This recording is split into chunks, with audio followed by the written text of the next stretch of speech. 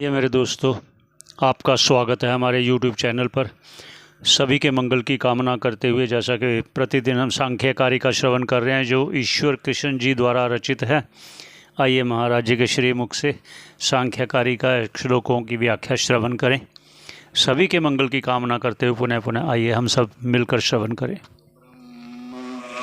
गुरुर्विष्णु गुरुर्देव महेश्वरः गुरु साक्षात् परं ब्रह्म तस्मै श्री गुरवे नमः।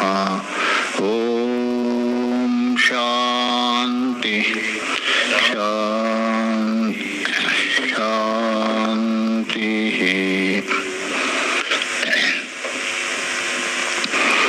हम लोग कपिल सिद्धांत को लेकर विचार कर रहे। ये जो सांख्य सिद्धांत है वेदांत का प्रधान मल्ल है, प्रधान मल्ल माना जाता है। ब्रह्म सूत्र में सुनेंगे प्रधान मल्ल मतलब वेदांत के साथ लड़ने वाला, असली लड़ने वाला वो है सांख्य। तो सांख्य का और वेदांत का थोड़ा इर्द गिर्द चलता है, गीता में भी बता दिया है। तो इसलिए उस सिद्धांत को लेकर विचार कर। यद्यपि सांख्य सूत्र प्रसिद्ध है, वो कालांतर में जाके विकृत हो गया अथवा लुप्त हो गया, पूरे के पूरे उपलब्ध नहीं है। भाष्य भी है उसके ऊपर, जैसे न्याय सूत्र और उसके भाष्य भी। न्याय का तो उपलब्ध है, वात्सायन भाष्य आदि, किंतु सांख्य का भी उपलब्ध है, किंतु प्रचलित नहीं इतना। कार्य का सर्वसामान्य सर्वमान्य सिद्ध हो गया। वर्तमान भविष्य को भी ग्रहण करते, तीनों को चिंतन करते। और उसके बाद ये भी बता दिया, ये जो इंद्रिय है 13, उसमें 5 जो ज्ञानेंद्रिय है, 13 में जो 5 ज्ञानेंद्रिय, वो विशेष और अविशेष दोनों को विषय कर रहे हैं। विशेष को भी और अविशेष। विशेष का मतलब है राग द्वेष आदियों से युक्त स्थूल विषयों को ग्रहण करते हैं। इनकी इंद्रिया हमारी इंद्रिया, और देवताओं की इंद्रिया अविशेष सूक्ष्म को ग्रहण करते हैं। लेकिन वाणी में कोई अंतर नहीं। हम भी बोलते हैं किसे, वाणी से, और देवता कोई नाक से बोलते हैं, ऐसे नहीं, वो भी वाणी से, उनमें कोई अंतर नहीं। हम भी श्लोक उच्चारण करते हैं, देवता भी श्लोक बोलते हैं, उनमें बराबर। बाकी जो बचे हुए 4 कर्मेंद्रिय है, उसमें 5 रहेगा, पानी पादा पायु उपस्थ, उनमें शब्द स्वर शादी सभी में रहेगा। उससे यही तक हुआ था ना, 36 तक हुआ था ना, बुद्धो प्रयश्चति, यही हुआ था ना। हाँ वही। तो पुरुषार्थ के लिए बुद्धि में प्रयश्चति बोल दो, बुद्धि को देते हैं, बुद्धि में सौंप देते हैं। बुद्धि मंत्री है ना, और वो बुद्धि पुरुष को प्रदान करते हैं। यहाँ तक हुआ था, आगे देख लीजिए।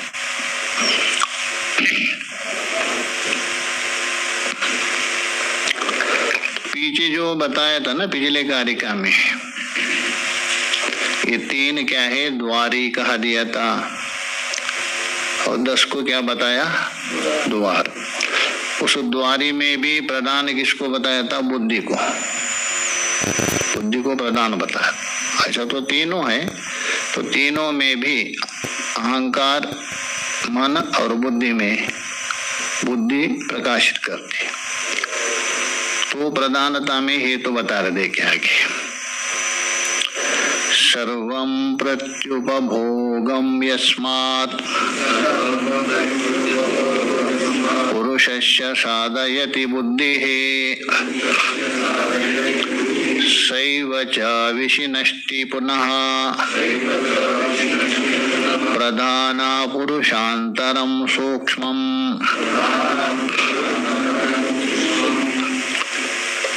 सर्वं प्रति उपभोगम यस्मात्, यस्मात् तस्मात् का पीछे के साथ जोड़ दीजिए। तो यस्मात् जिस कारण से मतलब इन 13 कारणों में जो बुद्धि है प्रधान है, बुद्धि का जो कार्य है विशेष है, इसलिए यस्मात् वो क्या करती है बुद्धि। यस्मात् बुद्धि ही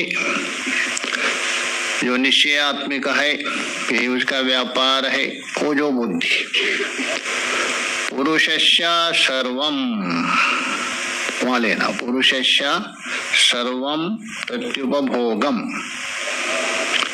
अर्थात जो पुरुष है उस पुरुष के लिए,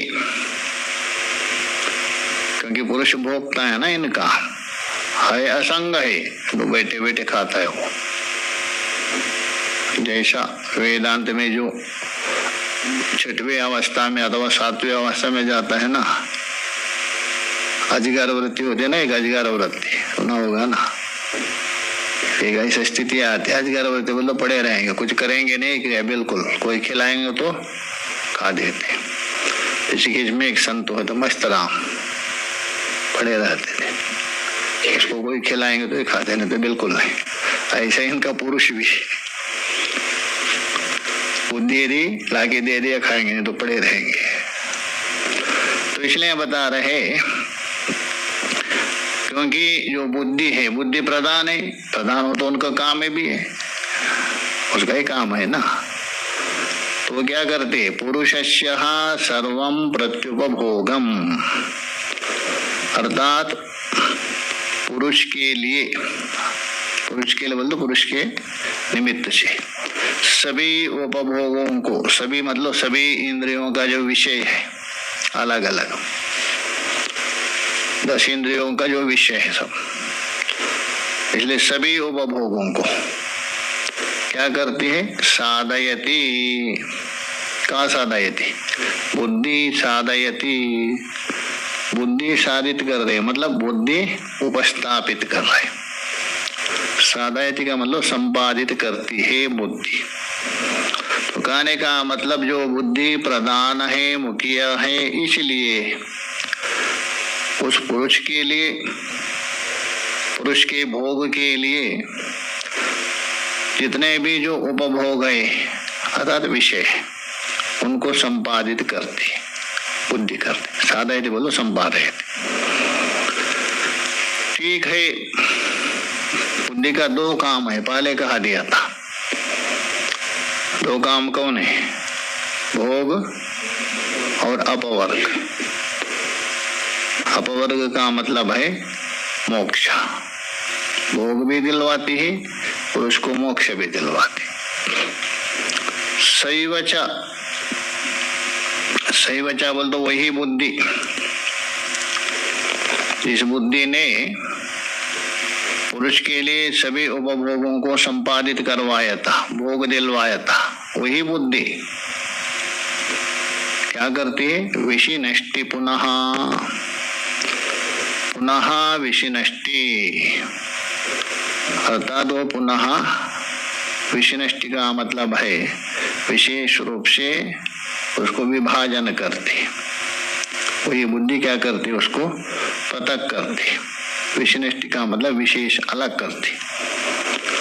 प्रधान पुरुषांतरः सूक्ष्मम, प्रधान और पुरुष में जो सूक्ष्मता अंतर है ना, उसको विशिनष्टि, विशिनष्टि का मतलब है पृथक करती है अथवा व्यक्त करती है। कौन, सैवा, वही जो बुद्धि, कौन सी बुद्धि, अवेदक पुरुष को भोग देकर संसारी बना रहे थे ना, वही बुद्धि। विषनष्टि का मतलब है व्यक्त कराती है, पृथक कराती है। पुनः बोल तो भोग देने के बाद किससे पृथक करवाती है? प्रधानः पुरुषांतरः। ये प्रधान है, ये पुरुष है, ये अहंकार है, ये तन्मात्रा है, ये पृथक करती है। वो पृथक ऐसा नहीं करते हैं। विवेक ख्याति उत्पन्न करने के बाद वही बुद्धि में विवेक ख्याति उत्पन्न होती है, जैसे आपके उसमें अखंडाकार वृत्ति मानते हैं, ब्रह्माकार ज्ञान मानते हैं ना, इनका विवेक ख्याति योग सूत्र में भी सुना होगा। तो विवेक ख्याति के बाद वो क्या करती है? बुद्धि अलग करती है। वेदांत में भी मनस्येवा मनुष्य, मन एवा मनुष्याणाम कारणः बंध मोक्ष। मन ही बंधन का कारण है, मन ही क्या है? मोक्ष। ये भी वही मानते हैं। तो इसलिए बोल रहे विषनष्टि का मतलब है विशेष रूप से व्यक्त कराती है, भेद करवाती। किनका भेद? प्रधानः पुरुषांतर सूक्ष्मम। प्रधान और पुरुष के जो सूक्ष्म जो अंतर है, सूक्ष्म अंतर क्यों है पीछे भी बताया था। प्रधान और पुरुष प्रत्यक्ष से गम्य नहीं है, प्रत्यक्ष से गम्य नहीं। पीछे आक्षेप किया था ना, यदि प्रधान और पुरुष है तो उपलब्ध होना चाहिए, उपलब्धि नहीं हो रहे इसका मतलब है नहीं। अभी 8 कारण दिया था ना, अति दूरा सामीप्यात करके, उसमें एक कारण आया था सूक्ष्म्यात, सौक्ष्म्यात कारण आया था। पीछे कारिका गई ना, कौन सी कारिका? हाँ देखो 8वें कारिका में 8 कारण है, कारिका भी 7 या 8 का क्या पहले 7वीं कारिका में वहां बता दिया है। तो इसलिए यहाँ सूक्ष्म अंतर, अंतर मतलब भेद। सूक्ष्म, सूक्ष्म का अर्थ करेंगे जो सामान्य व्यक्ति नहीं कर सकते, जिसके पास तपस्या नहीं है, साधना नहीं है, वो नहीं कर सकता है। साधना से युक्त जो व्यक्ति है वही पुरुष और प्रधान का भेद कर सकते, मतलब अपवर्त। तो कहने का मतलब बुद्धि ही भोग दिलवाती है और बुद्धि ही क्या करती है? भेद करवाती है अलग। भाष्य में तो कौन सी बुद्धि? वो जो तपस्या के द्वारा प्राप्त हुआ जो विवेक ख्यात्यात्म बुद्धि, वो कर रहे। 2 प्रकार की बुद्धि होती है ना, एक अशुद्ध एक शुद्ध। तो ये बता रहे हैं यम बुद्धि अयम अहंकारा, ये अहंकार मेरे द्वारा उत्पन्न हुआ है। और ये ताने पंचतन्मात्राणी, ये पंचतन्मात्रा अहंकार से उत्पन्न हुआ। अहंकार का जो तामसिक है, तामसिक अहंकार से भूत आदि नाम का अहंकार, ये है ना, पेड़ किया था ना अहंकार का, भूत आदि का ही अथवा तामसिक अहंकार, उससे उत्पन्न हुआ है। 11 इंद्रियाणी, और 11 इंद्रिया। ये जो 11 इंद्रिया है ये वैकृत अहंकार से उत्पन्न हुआ है। 5 महाभूतानि, और 5 महाभूत है चेतन मात्र से उत्पन्न हुए हैं। अयम अन्यः पुरुषा, किंतु पुरुष इनसे सबसे अलग है। इनसे 24 पदार्थ है, उनसे बिल्कुल अलग है। एभ्यो व्यतिरिक्तम, एभ्यो बोल दो इनसे, इनसे 24 पदार्थों से व्यतिरिक्तम इत्येवं बोधयति बुद्धि। इस प्रकार ये विवेक बुद्धि कराती है, बोध करवाती है स्वयं। यस्य अवापात, यस्य बोल दो जिस विवेक प्राप्त होने पर, यस्य अवापात, यस्य बोल दो जिस विवेक ख्याति के प्राप्त, बोल दो प्राप्ति, विवेक ख्याति प्राप्त होने से बुद्धि में, ये बुद्धि का धर्म है। जैसा अपना अखंडाकार वृत्ति किसका धर्म है? बुद्धि का ही है, आत्मा का नहीं है। ब्रह्माकार वृत्ति किसका धर्म है? बुद्धि का ही। वैसे ही इनका विवेक ख्याति बुद्धि का है। वो प्राप्त होने पर क्या होता है? अपवर्गो भवति, तभी जाके अपवर्ग है। जिस समय में बुद्धि में विवेक ख्याति उत्पन्न होती साधना के द्वारा, विचार के द्वारा, तभी अपवर्ग मतलब मोक्ष। अपगता पवर्ग, जिसमें पवर्ग निकल गया है। अपवर्ग मोक्ष को बोलते हैं ना, नहीं? अपगता पवर्ग, पवर्ग निकल गए। पवर्ग मतलब पापा बाबा माँ, 5 निकल गया।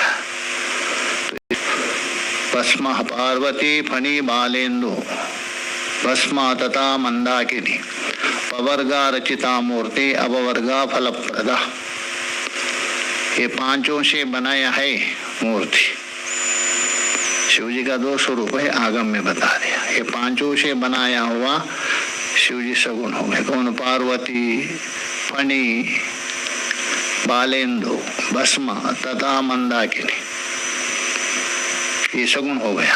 पवर्गा रचिता मूर्ति, पवर्ग मिलकर के उसको मूर्ति बना दिया। और अपवर्गा फलाप, पवर्ग हटा दीजिए, ये मोक्ष स्वरूप है।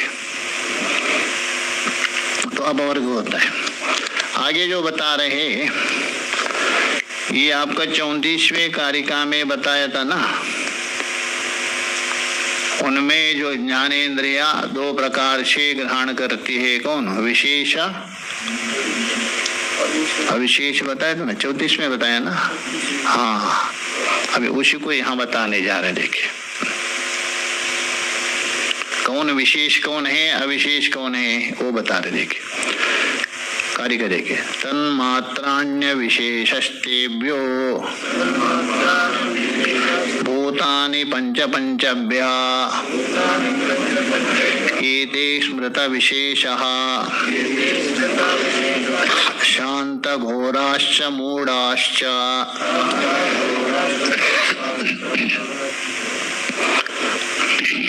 तन्मात्राणि अविशेषा। ये जो तन्मात्रा है ये क्या है? अविशेष। तो ज्ञान इंद्रिया दोनों को ग्रहण करती है ना, पीछे नहीं बताया था?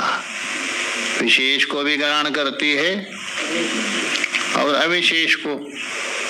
विशेष को ग्रहण करती कौन? हमारे ज्ञान इंद्रिया। और अविशेष को ग्रहण करने वाली देवता थी। तो अविशेष का अर्थ मैंने बताया था सूक्ष्म, विशेष का अर्थ क्या था? स्थूल। इसलिए हम बता रहे तन्मात्रानि अविशेषा। ये जो तन्मात्रा है, शब्द तन्मात्रा, स्पर्श तन्मात्रा आदि, ये सब हो गया अविशेष। क्या हमारे इंद्रिय उसको ग्रहण कर सकते? नहीं, किंतु देवता कर सकते। हर ऋषि लोग तन्मात्रा को ग्रहण कर सकते। तो तन्मात्राणि अविशेषा तेभ्यो पंचाभ्यवान, आगे के साधन में तेभ्यो बोल तो ये 5 है। कौन? तन्मात्रा। भूतानि पंचः, पंचभूतानि जायन्ते। ये 5 तन्मात्राओं से 5 भूतों की उत्पत्ति, ये हो गया विशेष। पंच तन्मात्र हो गया अविशेष, सूक्ष्म।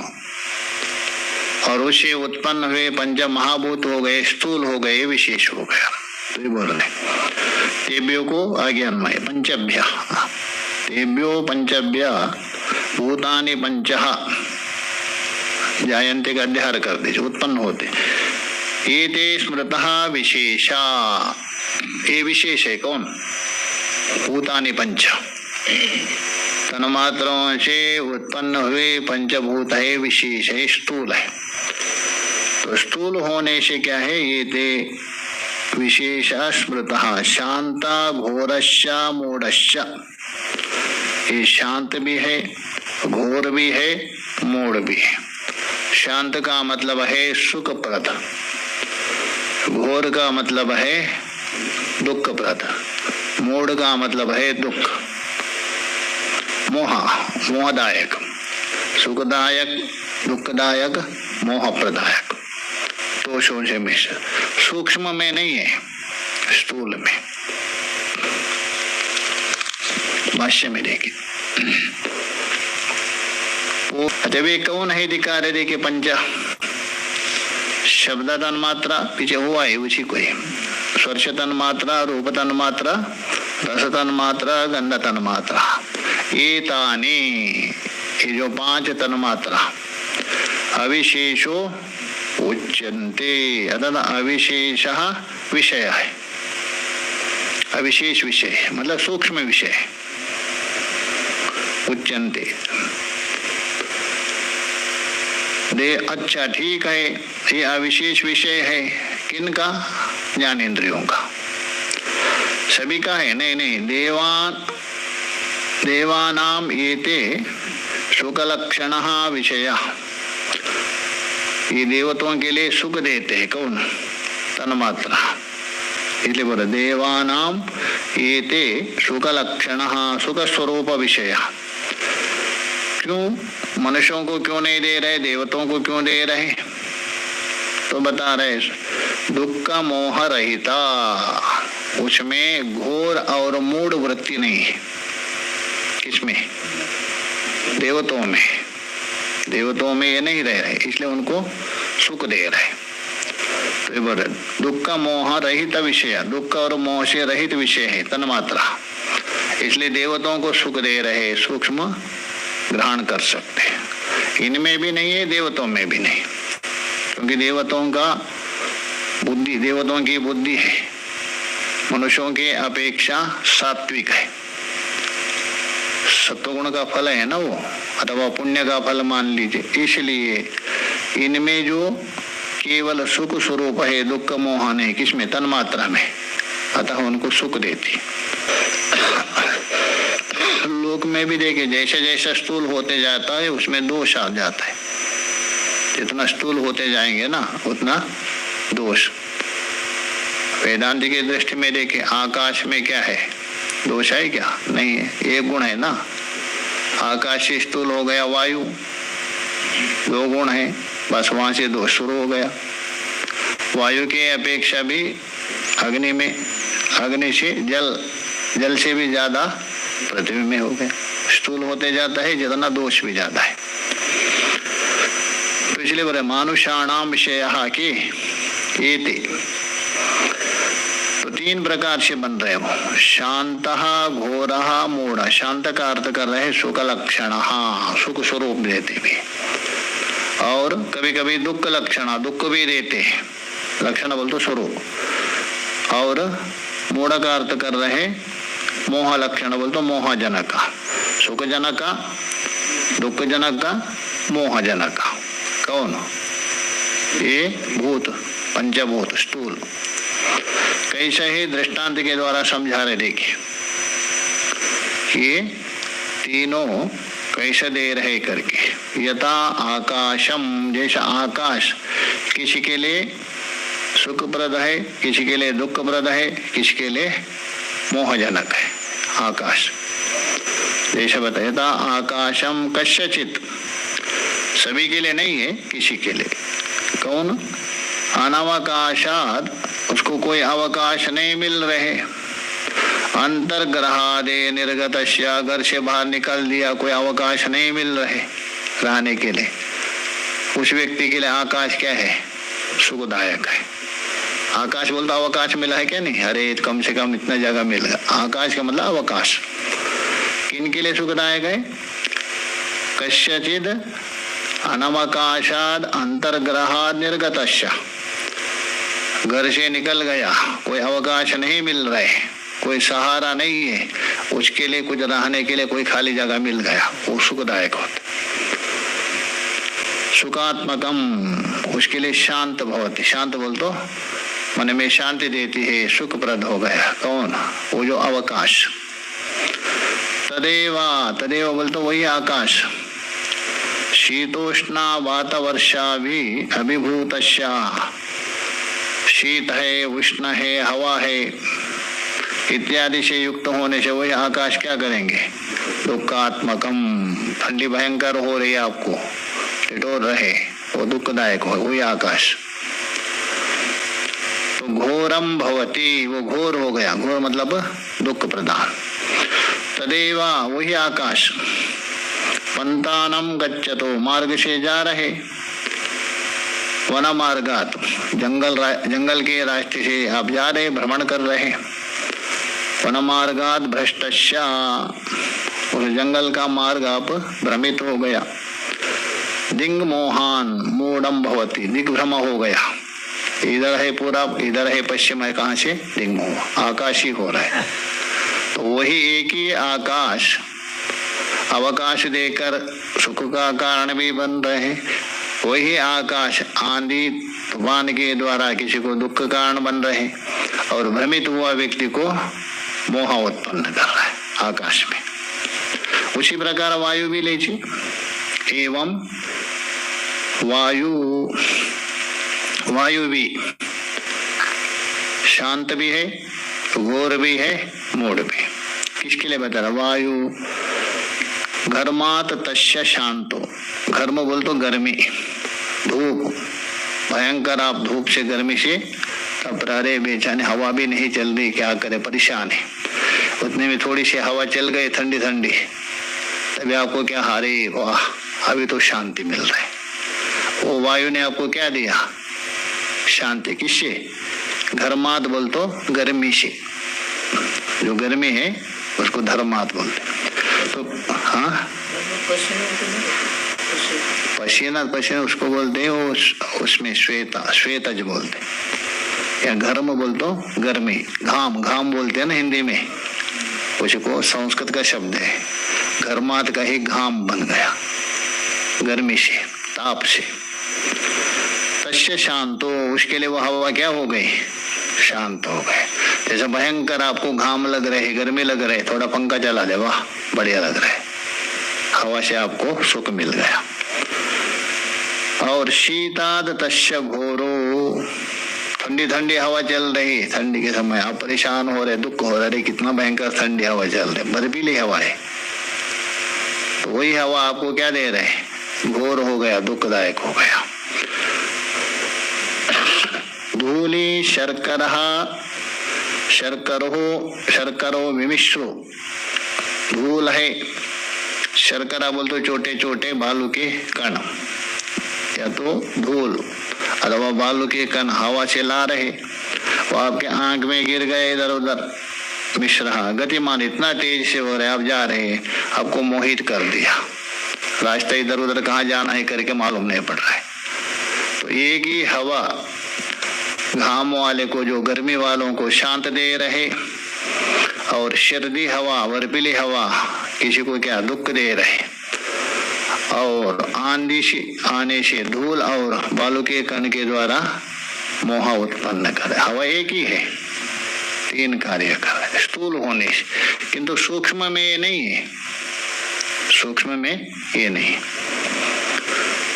तो इसलिए बोल रहे हैं, हाँ, विमिश्रो गतिमान मूढ़ा इति, एवं तेज, तेज भी वैसे लीजिए, तेज आपको सुख दे रहा है, कभी ठंडी में तेज क्या दे रहा है, सुख दे रहे, और गर्मी में तेज दुख दे रहे, और रेगिस्तान में जो जा रहे हैं उसको जल दिख करके मोह उत्पन्न कर रहे, यहाँ तो मेरी प्यास बुझ जाएगी, चलो आगे जल जा रहे, मोह।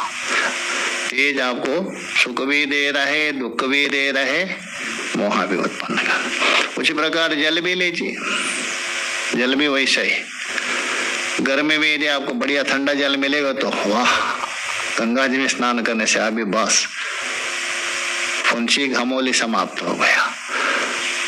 और यदि ठंडी में भयंकर ठंडी है, उस समय जल आपको दुखदायक होता है।